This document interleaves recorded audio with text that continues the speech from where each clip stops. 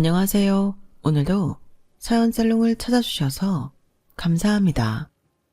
아무 가족 없이 초동생 아이 키우며 눈코 뜰 새 없이 일하고 있는 40대 워킹맘 김숙현이에요. 가끔 직장 동료 중에 친정 부모님께서 아이도 봐주시고 반찬도 해주시는 집 보면 그렇게 부러울 수가 없더라고요. 내게도 그런 친정이 있었다면 우리 아이가 더 잘 먹고 더 애교 부리며 밝게 잘 자랄 수 있지 않았을까 하는 마음도 들면서 말이죠. 다행히 지금은 하는 일이 잘 풀려서 아이 봐주시는 아주머니의 도움을 빌려 나름 잘 생활하고 있어요. 그래도 친할머니가 봐주시는 게 훨씬 좋지 않았을까 하는 아쉬움이 남더군요.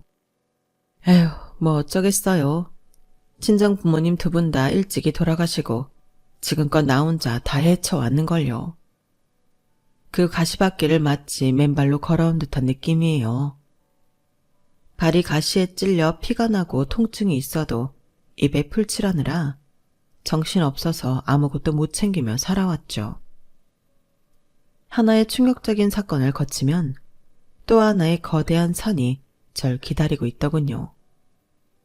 현재 아이 아빠와는 이혼하고 최대한 아이와 전 남편을 떨어뜨려 놓으려 하고 있어요.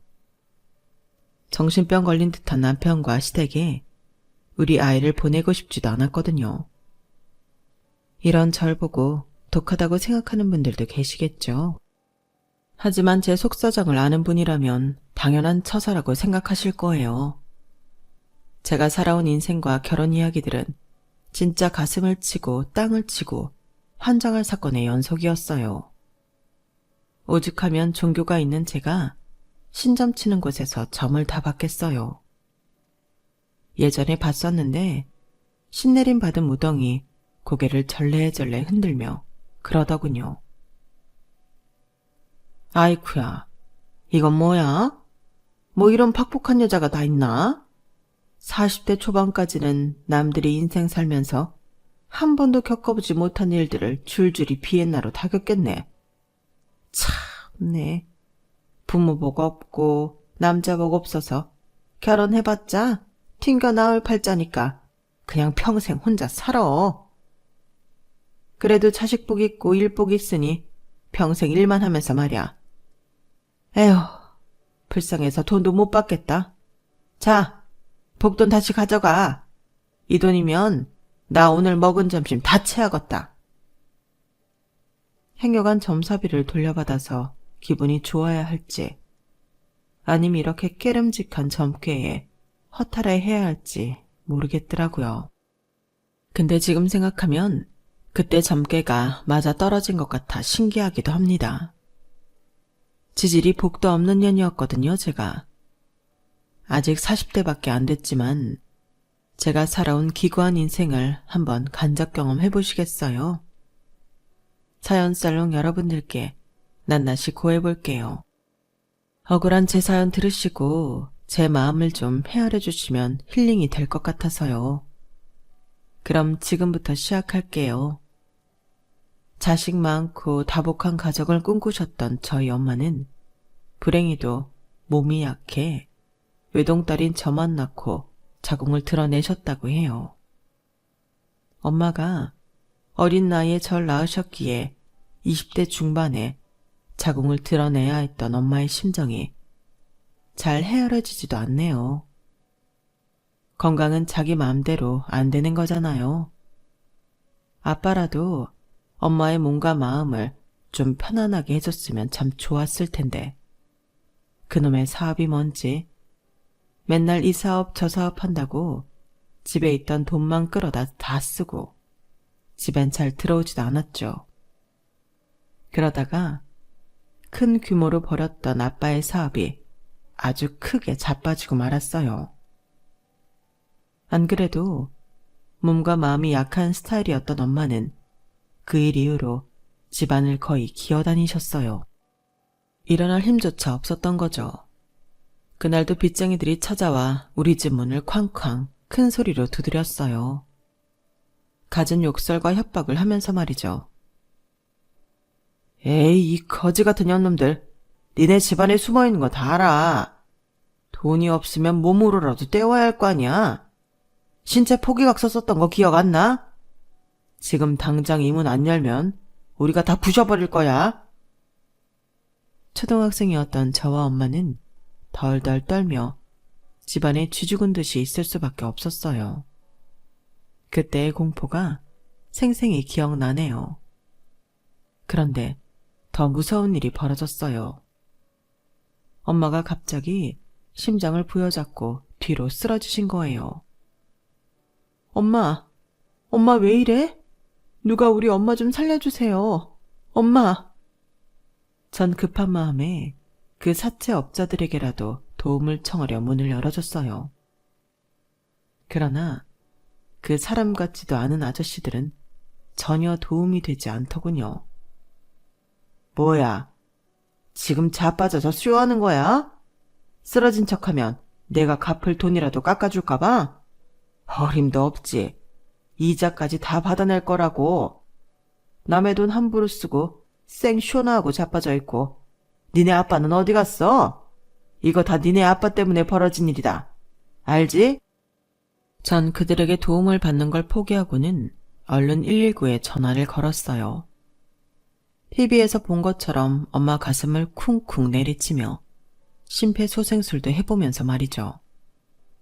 그렇게 병원으로 갔지만 엄마는 깨어나지 못하고 떠나버렸어요. 아빠의 행방은 오리무중이었으니 먼 친척 삼촌의 도움을 받아 엄마의 장례를 치러드렸죠. 정확히 말하면 화장하는 비용 정도만 대주셨어요. 장례식까지는 우리 형편의 사치였기 때문이에요. 그게 지금까지도 제 마음속에 한으로 남아있어요. 우리 엄마 마지막 가는 길도 제대로 못 챙겨드렸다는 게 평생 천추의 한이네요. 그 후로도 아빠는 집에 돌아오지 못했어요. 아마 빚쟁이들이 진을 치고 있어서 더 그랬겠죠. 몇 개월 뒤에나 아빠가 집에 들어왔고 엄마를 찾더군요. 여보, 나왔어. 숙현 엄마, 어딨어? 전 원망 섞인 눈으로 아빠를 보며 말했어요. 지금 와서 엄마를 왜 찾아? 엄마 죽었어. 이게 다 아빠 때문이야. 우리 엄마 살려내. 그게 무슨 말이냐, 숙현아. 네 엄마가 왜 죽어? 여보. 아빠는 그래도 그 후로 정신을 차리고 아직 초등학생이던 절 돌보려 노력하시더군요. 사업 벌이기 좋아하던 사업병은 엄마의 죽음 이후로 고쳐져서 정화조 푸는 일, 건설 현장 노가다, 지하철 화장실 청소, 목욕탕 때밀이 등 닥치는 대로 일을 하셨어요. 아빠의 그런 모습에 전 더 이상 아빠를 원망할 수도 없었어요. 아빠는 살기 위해 또 절 양육하기 위해 몸을 갈아 넣는 게 보였거든요. 돈이 뭔지 진짜 돈이 왼수인 것 같아요. 그놈의 돈을 벌기 위해 드립다 고생만 하던 아빠는 제가 중학교를 마치고 과로사 하시고 말았어요. 엄마 아빠 두 분 다 돈 때문에 이런 것 같았죠. 가슴을 치고 통탄하며 미친 듯이 엉엉 울어봐도 세상은 똑같았어요. 제게 세상은 전쟁터 같은 느낌이었죠. 우리 부모님을 잡아먹은 꼴도 보기 싫은 돈이었지만 그래도 당장 내 배때기에 빵이라도 한 조각 넣어야 하루를 버틸 수 있었기에 어떻게든 돈을 벌어야 했죠. 전 인문계 고등학교에 진학하고 싶은 마음을 잡고 여상에 들어가 바로 취업 준비에 돌입했어요. 그래도 아빠가 개고생해서 모아놓은 현금으로 고등학교 생활은 연명할 수 있었어요. 물론 각종 알바도 병행하면서 말이죠. 여상을 졸업함과 동시에 아주 작은 중소기업에 취직했어요. 워낙 작은 회사였기에 니 일 내일 할 거 없이 한 명이 많은 일을 처리해야 했어요. 진짜 정신 없었는데 아무것도 모르는 절 옆자리에 앉은 40대 남자 과장님이 많이 가르쳐 주었어요. 정말 고맙더군요. 일하느라 정신 없었기에 서로 사적인 이야기를 나눌 시간도 없었어요.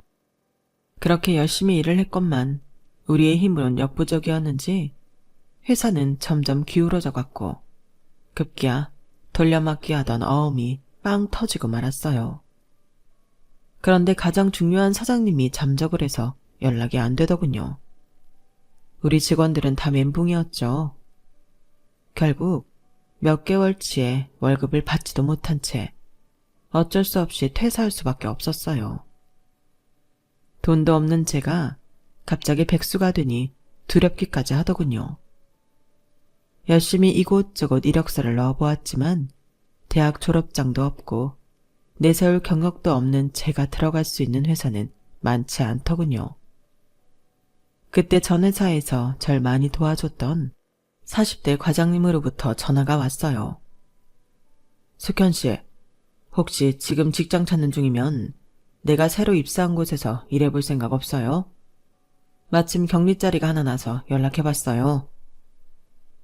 제게는 정말 한 줄기 빛과도 같은 은혜로운 제안이었어요. 묻지도 따지지도 않고 바로 달려가서 면접 보고 통과하여 일하게 되었죠. 40대 과장님의 이름은 임민재였어요.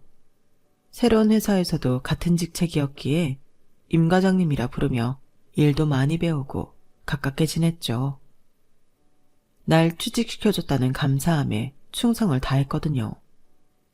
어느 날은 같이 저녁 한번 먹자고 하더라고요. 월급도 받았겠다. 제가 밥을 사야겠다는 마음을 먹고 나갔죠. 숙현 씨, 이제 고맙다는 말은 그만해도 돼요. 한 1000번쯤 들은 것 같아요. 그리고 내가 이 회사 사장이어서 내가 숙현 씨를 뽑아준 것도 아닌데 벌 그렇게 충성을 다하시나요? 그냥 편하게 해도 돼요. 아닙니다, 임 과장님. 가족도 없이 홀로 지내며 제가 생활할 돈은 스스로 벌어야 하는 입장인데 갑자기 백수가 돼버리니 앞이 깜깜했거든요. 좋은 직장 연결해 주셔서 진짜 감사드려요. 오늘 밥이든 커피든 술이든 다 제가 살게요. 월급도 받았으니까 말이죠. 그리고 앞으로 뭐 부탁하실 일 있으시면 다 말씀하세요. 제가 최대한 노력해 볼게요. 숙현 씨 참 재밌는 분이네요. 아무렴 제가 숙현 씨보다 돈이 조금이라도 많지 않겠어요? 오늘은 제가 다 살 테니 마음 놓고 드세요. 그런데 부탁할 일 있으면 다 말하라고요? 진짜 말해도 돼요? 좀 어렵고 난감한 부탁이긴 한데. 괜찮습니다, 과장님. 편하게 말씀하세요. 숙현 씨, 전에 남자친구 없다고 했죠? 그럼 저랑 결혼하는 거 어때요? 순간 머리를 한 대 맞은 것처럼 띵했고 심장이 철렁하더군요. 영국 신사처럼 정말 젠틀하고 바르게 생긴 훤칠한 남자가 나보고 결혼하자니 그 말을 듣는 순간부터 임민재 이 남자가 진짜 이성으로 느껴졌어요. 20대 수처녀의 가슴에 불을 지핀 거죠. 지금 뭐라고 하셨어요? 결혼이요? 아직 미혼이시고 여자친구도 없으신 거예요? 맞아요. 와이프도 여자친구도 없어요. 근데 40이 넘어가니 집안에서 결혼할 여자 찾아오라고 난리세요. 지금껏 젊음 하나로 버텨왔는데 이제 40이 넘어가니 부모님의 성화에 더 버틸 자신도 없네요. 숙현 씨 처음 보는 순간 신부감으로 참 좋겠다는 생각을 했어요. 우리 거의 20살 차이 나죠? 나이 생각하면 제가 참 도둑놈이긴 한데 그래서 숙현 씨 의견에 전적으로 따를게요. 저의 결혼 제안이 싫다면 노 해도 상관없어요. 그때만 해도 20대 초반이고 남자 손목 한번 잡아본 적 없을 때라 밀당 이런 건 전혀 할 줄 몰랐죠. 가족도 없이 홀로 지내온 지 오래라서 사람이 그립고 무진장 외로웠거든요. 비록 나이는 많았지만 훤칠한 젠틀남이 나보고 결혼하자고 하니 당장이라도 그의 따뜻한 품에 안기고 싶더군요. 전 좋아요. 결혼하면 평생 함께할 가족이 생기는 거잖아요. 저도 가족을 갖고 싶어요. 아주 솔직하게 제 심정을 말했어요.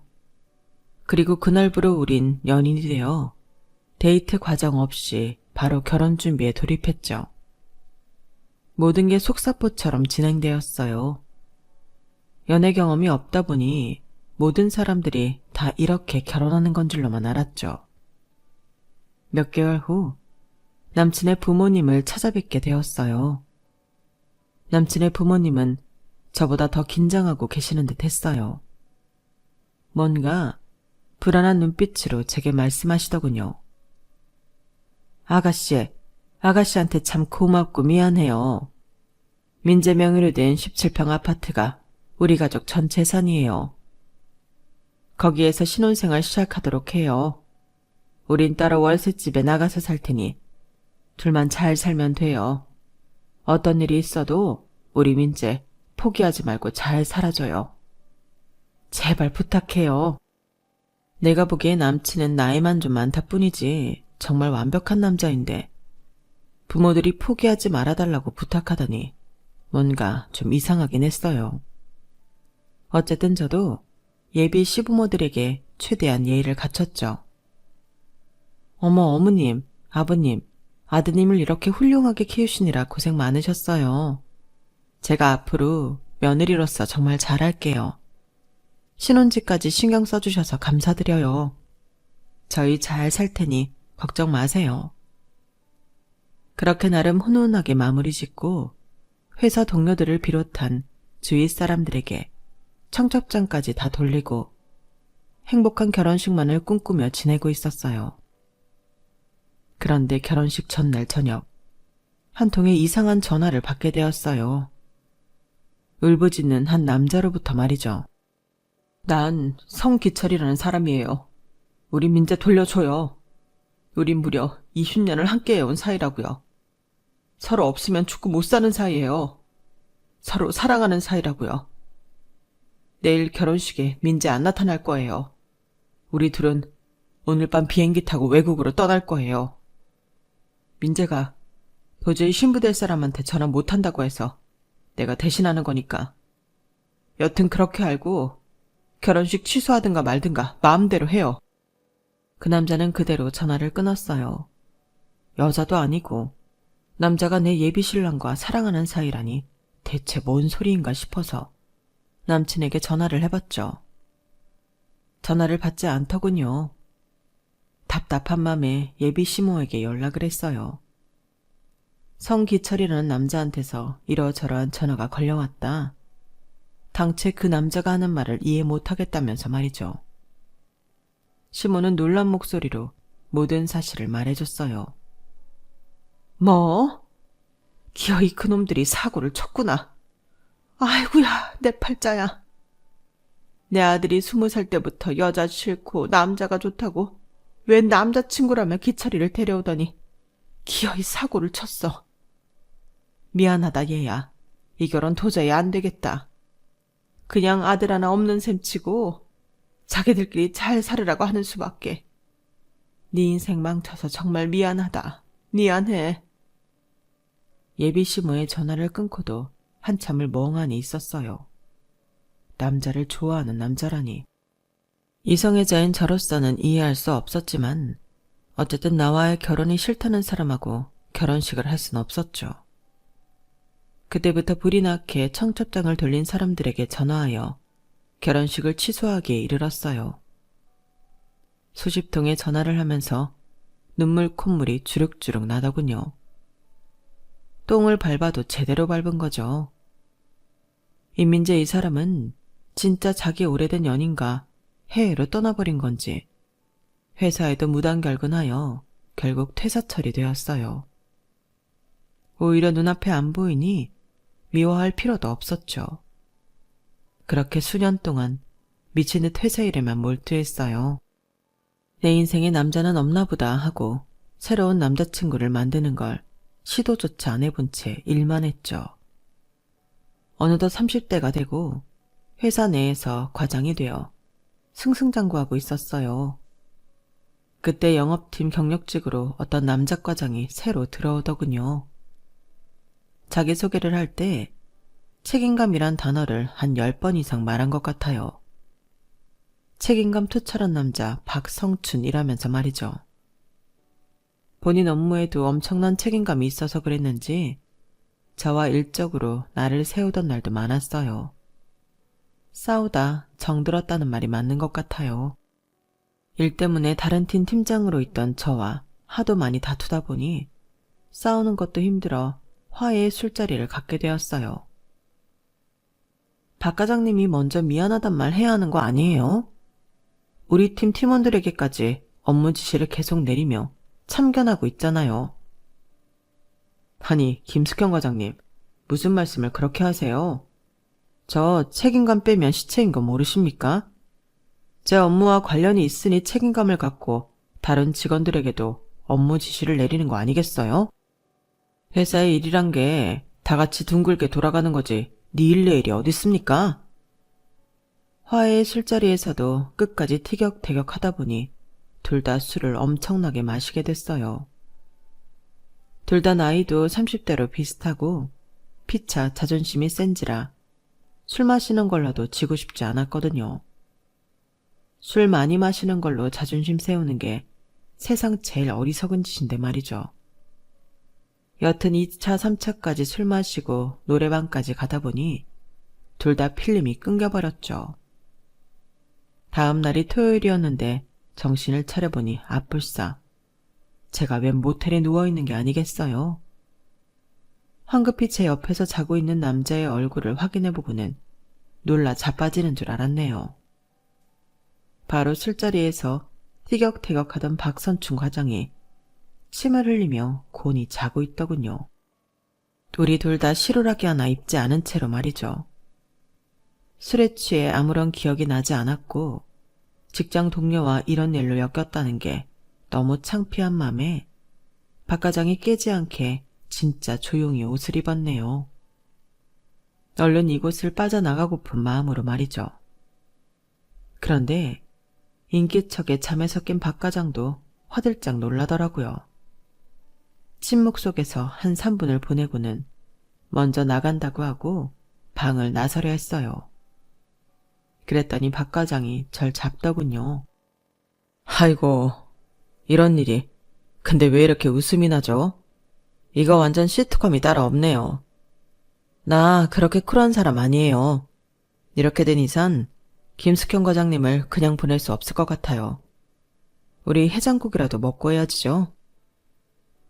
우린 그렇게 웃으며 해장국 먹고 빠이빠이 했네요. 좀 어색하긴 했지만 그 후로도 회사에서 만나면 겉으로는 전과 같이 대했어요. 하지만 서로 바라보는 눈빛이 조금 다른 걸 느끼긴 했죠.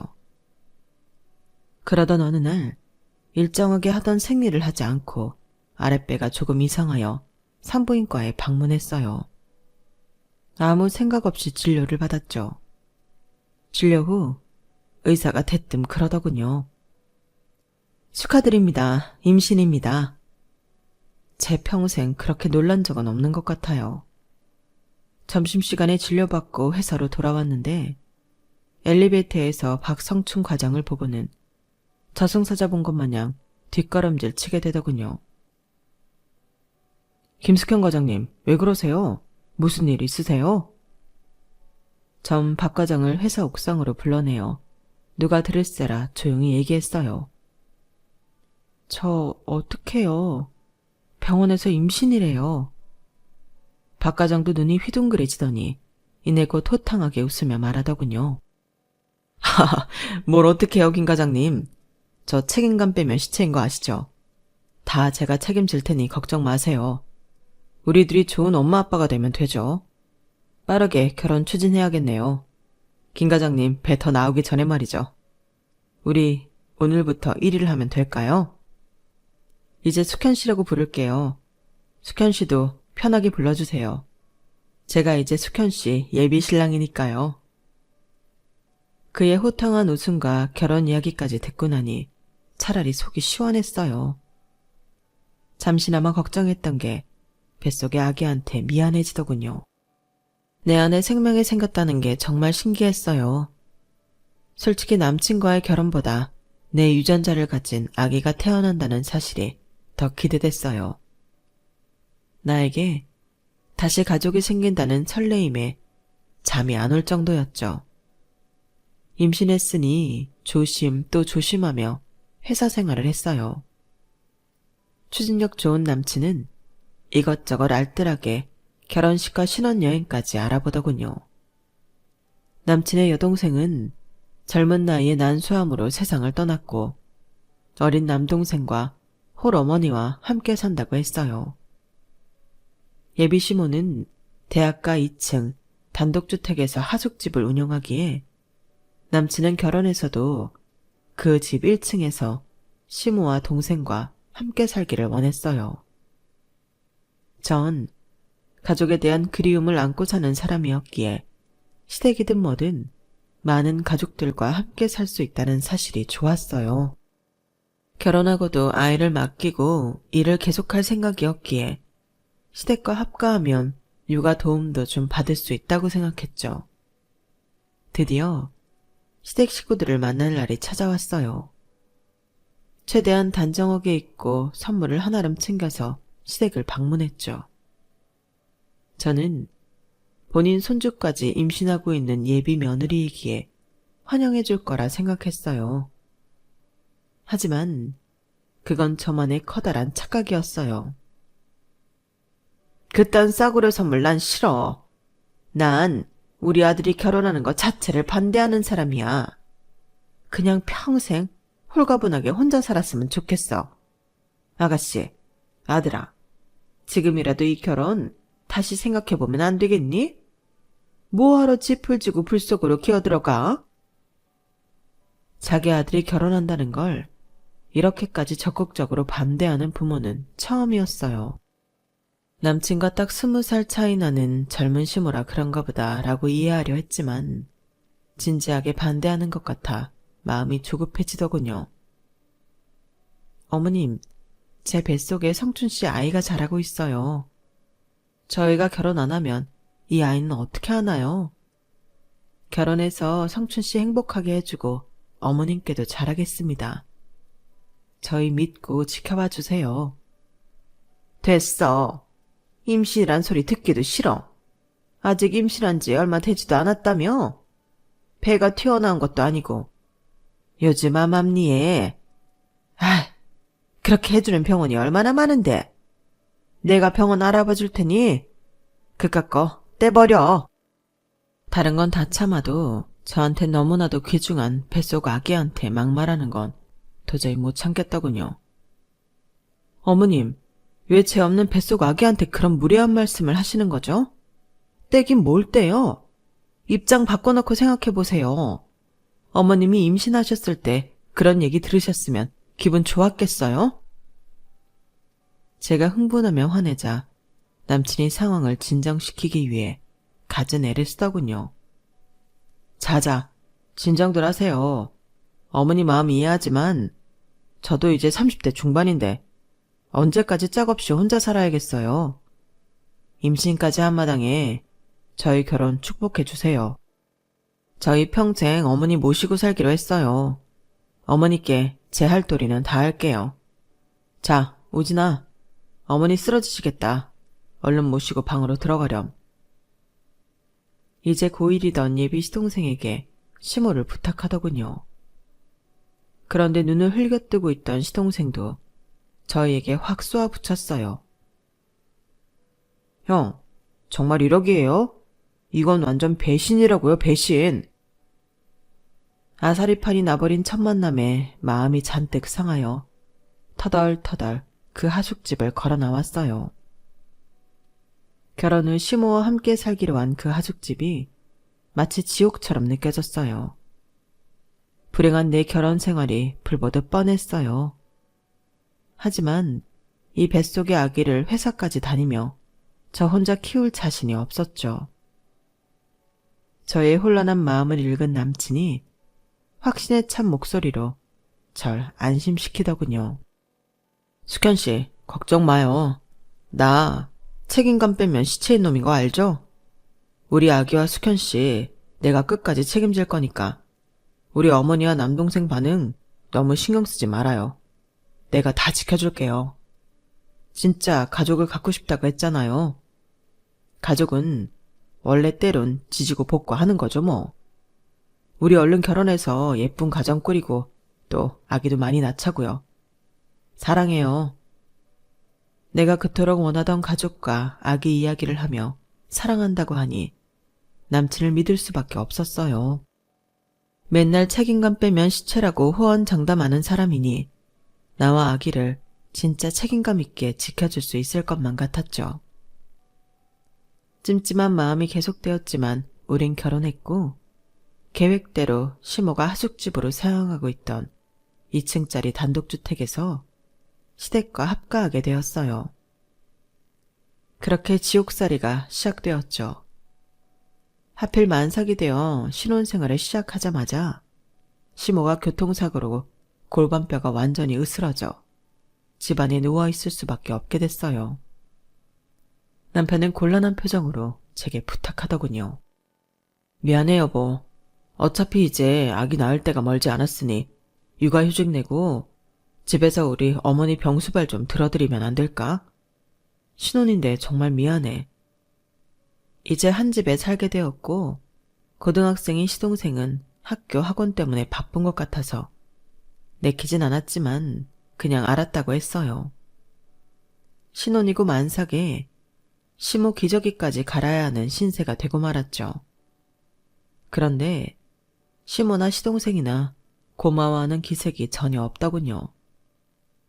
냄새나는 기저귀 갈면서도 어이가 없었어요. 오히려 구박당하기 일쑤였거든요. 야, 힐끗 보니 방에 한 방울 묻었잖냐? 너 이런 것도 제대로 못해서 사회생활은 어떻게 하니? 조실부모하고 가난해서 대학도 못 나왔다며? 멍청한 년. 지껏 치워주는데 내 친정 부모까지 들먹이며 가난하다고 조롱하는 시모의 모습에 피가 거꾸로 솟는 것 같았어요.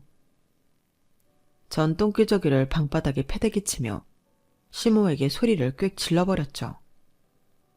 어머님, 그러는 어머님도 대학 못 나온 걸로 알고 있는데요. 그렇게 깔끔하시다면 직접 화장실에 누시던가요. 전 만삭이라 배도 무겁고 해서 이만 나가봅니다. 야! 너 내 방에 똥칠갑을 해놓고 그냥 나가버리면 어떡해? 천년이 미쳤나? 뭐라고요, 어머님? 이년저년 하지 마세요. 무식한 수준 보입니다. 어머님이 좋아하시는 아들들한테 치워달라고 전화하시든가요. 전 문을 쾅 닫고 나와버렸어요. 이렇게 시모와 한판 붙고 난 후에는 시모가 남편에게 고자질을 했는지 바로 전화가 오더군요. 자기, 어머니한테 막말하고 기저귀를 바닥에 던졌다며? 골반뼈가 다 부서져서 누워있는 노모한테 그렇게까지 모질게 대해. 당신 사람 맞아? 며느리 맞냐고. 뭐? 2년 전연하며 사람 취급 안 한 게 누군데. 나 며느리는커녕 파출부 대접도 못 받고 시집살이 하고 있어. 당신 그렇게 효자인 줄 알았다면 나 이 결혼 안 하고 아기 혼자 키우며 살았을 거야. 그리고 50대 젊은 시어머니가 무슨 노모야? 만삭인데 시어머니 똥기저귀 치워야 하는 내가 더 불쌍하다. 가뜩이나 임신해서 눈물도 많아졌는데 말도 안 되는 시댁살이와 시모 편만 드는 남편의 반응에 서러워 눈물이 왈칵 쏟아지더군요. 우리 친정 부모님이라도 살아계셨다면 어디 가서 하소연이라도 할 텐데. 하늘의 별이 됐을 우리 엄마 아빠가 너무너무 보고 싶었죠. 시모는 다행인지 몇 개월 후에 회복이 되어 걸어다닐 수 있게 되었어요. 전 그 사이 우리 아들 지호를 출산했고 목숨보다 소중한 아기를 보며 그나마 버틸 수 있었어요. 시동생 또한 저와 갓 태어난 우리 아기를 못 잡아먹어서 안달이었어요. 형수, 애 우는 소리 좀 안 나게 하면 안 돼요? 이제 고등학교 올라온 마당에 나 공부하는데 집중 안 된다고요. 여기 하숙하는 사람들도 다 대학생이고 공부하는 사람들이라 애가 시끄럽게 하면 안 된다고요. 애 입이라도 틀어 막아요. 도련님, 갓난 아기가 울 수도 있지.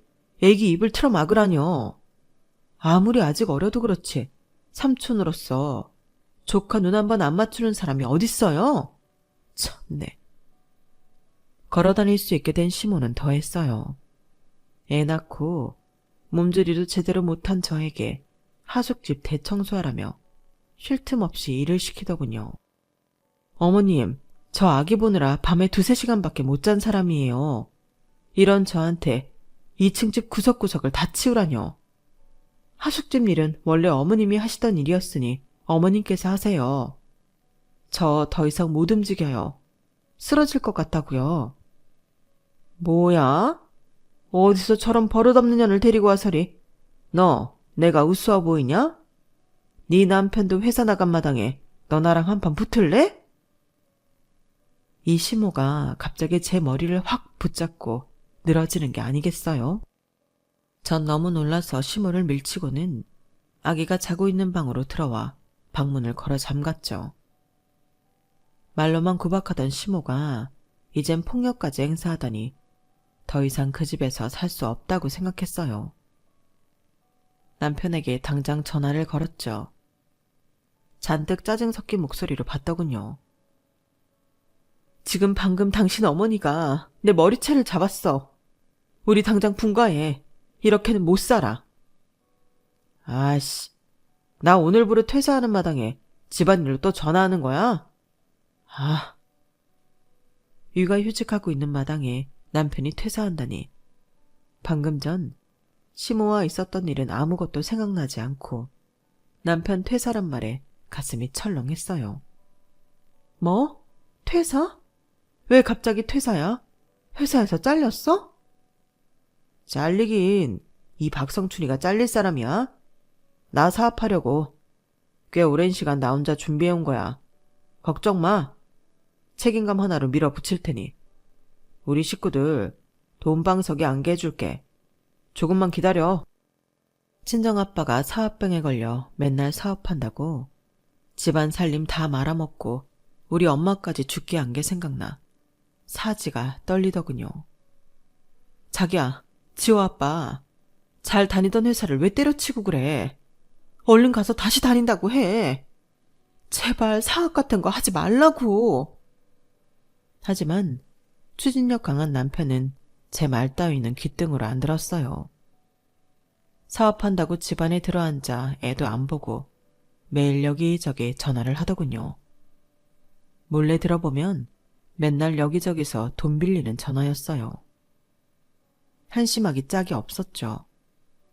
어쩔 수 없이 채 100일도 안 된 아기를 집 근처 어린이집에 맡겨놓고 전 다시 일터로 나가야 했어요. 하숙집을 운영하며 월세를 좀 받고 있는 시모가 남편 사업자금이나 생활비를 보태줄 턱이 없었거든요. 심지어 친할머니로서 우리 지호에 대한 애정도 없어 보여서 아기를 맡길 수 없는 노릇이었죠. 그런 시모가 아주 끔찍이 챙기는 날은 바로 남편의 죽은 여동생의 제삿날이었어요. 20대에 난소암으로 사망했다는 시누이가 불쌍하게 느껴져 저도 최대한 신경 쓰려 했어요.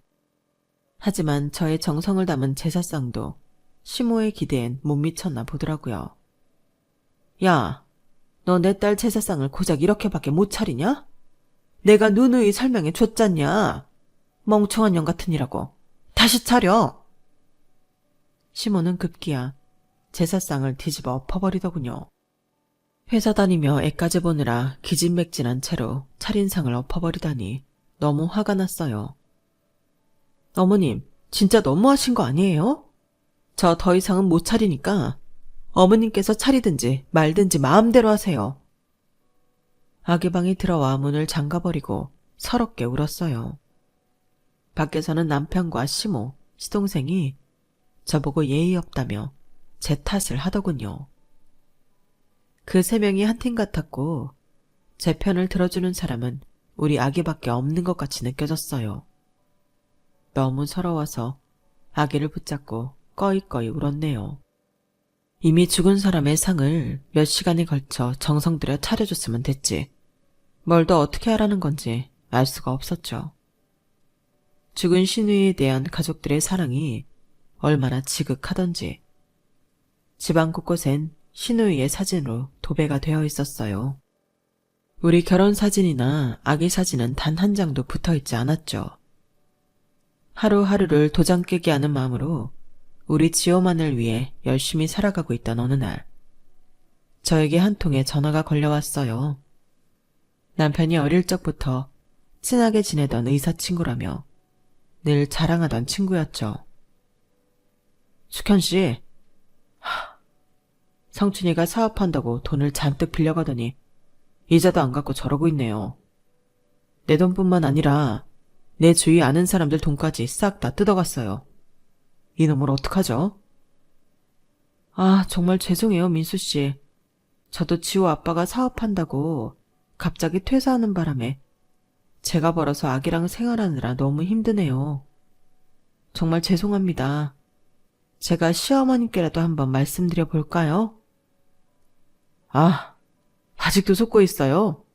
성춘이 그놈 저랑 고아원 동기예요. 그놈이나 저나 가족 없긴 마찬가지라고요. 멀쩡히 살아있는 시모와 시동생이 있는데 내 남편 보고 갑자기 고아라니. 정신과 의사라는 남편 친구가 미쳐버렸나 라는 생각을 잠시 했죠. 그게 무슨 말이에요, 민수씨? 저 시어머니랑 시동생이랑 하숙집 주택에서 같이 사는 거 아시잖아요. 당신 인생이 불쌍해서 다 풀어버릴게요. 당신 시댁 다 가짜라고요. 그 하숙집? 대학 때 석춘이가 하숙생으로 들어가면서 주인 아주머니 딸내미를 좋아해서 3년 정도 연애했어요. 아주머니한테 결혼 허락까지 받으면서 말이죠. 그런데 여친이 결혼 앞두고 난소암으로 몇 개월 만에 죽어버렸어요. 그 후로 책임감 운운하며 자기 여친 엄마였던 하숙집 아주머니와 여친 남동생까지 책임지게 된 거예요. 마치 자기 친어머니처럼 모시면서 말이죠. 신우이 제사까지 모시고 있다고 했죠. 그 사진 속 여자가 바로 성춘이 옛날 여자친구라고요. 제발 정신 좀 차려요. 남편 친구의 폭탄 발언에 머릿속이 새하얘졌어요. 그래서 그렇게 우리 결혼을 반대하지 못해 안달이었으며 내가 낳은 아이를 남보다 못한 시선으로 차갑게 대했었구나. 내가 남편의 전 여자친구의 어머니와 그 남동생을 모시고 살며 전 여친의 제사상까지 차려왔다는 사실에 소름이 끼쳤어요. 당장 남편에게 따져 물었죠. 그랬더니 돌아오는 대답이 더 소름 끼치더군요. 나 책임감 빼면 시체인 사람이잖아. 다 불쌍한 사람들인데 어떡해. 내가 케어할 수밖에. 지호 엄마, 자기 지금까지 잘해왔잖아. 앞으로 지금처럼 계속 우리 가족 영원히 행복하게 살면 안 될까? 당신은 완전히 미친 거야. 당신의 죽은 여자친구와 그 가족에 대한 책임감을 왜 나한테 전가해? 그렇게 좋으면 당신은 평생 그 속으로 살아. 다시 우리 아기 볼 생각하지 마. 전 그 길로 아기와 함께 그 집을 나왔어요. 날이 밝는 대로 바로 이혼 전문 변호사를 찾아가서 이혼 소송을 제기했죠. 몸과 마음이 힘들고 고달픈 상황에 절 오랫동안 봐오신 회사 사장님께서 절 부르시더군요. 저에게 늘 친아버지처럼 잘해주시던 분이라 엉엉 울면서 상황 설명을 다 했어요. 박성춘 그 사람 진짜 사이코구만. 우리 회사 그만두고 웬 사업 벌인다고 할 때부터 심상치 않았지. 그럼 내가 제안하려던 게 김 과장에게 타이밍이 딱 좋구만. 네? 무슨 제안을 하시려는 건가요? 나 암이래. 죽음 앞에서 회사 거머고 뭔 필요가 있겠어. 이제 내가 아끼는 사람들한테 회사 싹 다 물려주고 난 공기 좋은 곳에 가서 말년을 보내려고. 나 몇 년 전에 사고로 가족 다 잃은 거 알지? 나한텐 회사 사람들이 내 가족이나 다름없어. 김 과장을 거의 20년 동안이나 봐온 결과 내가 충분히 믿을 만한 사람이니 앞으로 이 회사의 중책을 맡아주게나. 연봉은 최고 대우로 책정할 테니 말이야. 사람이 죽으라는 법은 없구나 라는 생각이 들더군요. 감사하고 또 감사하는 마음으로 회사의 높은 직책에 올라 열심히 일하며 고연봉을 받게 되었죠. 전 남편에 대한 이혼 소송은 계속 진행 중입니다. 제가 시댁 소굴에서 고생한 거 생각하면 아직도 분이 풀리지 않아서 자다가도 벌떡 깨요. 전 남편이 현재 돈이 있건 없건 내가 고생한 대가 다 뜯어낼 거예요. 우리 지호도 최대한 남편 안 보여줄 거고요. 남편이 제정신이 아니라고 생각하기 때문이에요. 하긴 사업한다고 정신 팔려서 아기 찾지도 않는 매정한 사람이네요. 현명한 여러분께서는 제발 저처럼 바보 같은 선택은 안 하셨으면 좋겠습니다. 한 번의 잘못된 선택으로 나락으로 떨어질 수도 있으니까요. 결혼은 일륜지대사라는 옛말, 틀린 거 하나 없는 것 같아요. 결혼을 앞두고 있는 분들이나 며느리, 사위 드리려는 분들은 두 눈 크게 뜨고 좋은 사람인지 아닌지 찬찬히 뜯어보세요. 괜히 큰 소리 땅땅 치는 사람 치고 괜찮은 사람 못 봤습니다. 엑스레이 찍듯이 속을 다 들여다보시고 잘 판단하시길 바랄게요. 제 이야기는 여기까지입니다. 제가 잘 살아갈 수 있도록 용기를 주세요. 그럼 다들 행복하세요. 여러분께서 늘 행복하게 사셨으면 좋겠네요. 저도 우리 지호와 앞으로 꽃길만을 걷길 바라봅니다. 모두들 건강하세요. 여러분, 사연 댓글에 응원과 현명한 조언 부탁드려요. 좋아요와 구독은 저에게 큰 힘이 됩니다. 오늘도 좋은 일 가득하세요.